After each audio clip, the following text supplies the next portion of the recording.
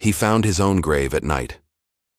When the cemetery worker was closing the gates for the night, he noticed one grave that had been freshly disturbed.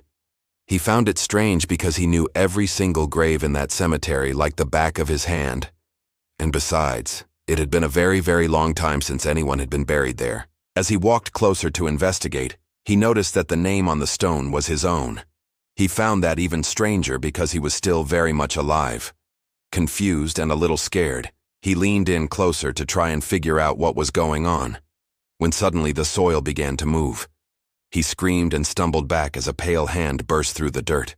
But before he could process what was happening, that same hand grabbed his wrist with an icy strength that made him fall to his knees.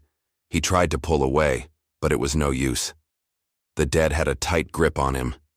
That's when he looked up and saw the face that was rising from the grave. It was him. The dead man's eyes flashed with a horrifying life as he smiled up at the worker with lips full of dirt. Now you need to understand that this cemetery worker had never seen that grave before in his life. He didn't know who was buried there.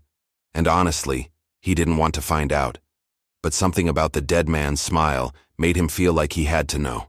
So he leaned in close and the dead man whispered right in his ear, "I'm sorry." The cemetery worker screamed and scrambled back. That's when he noticed the fresh grave wasn't the only one that had been dug up. All around him were graves that had been disturbed.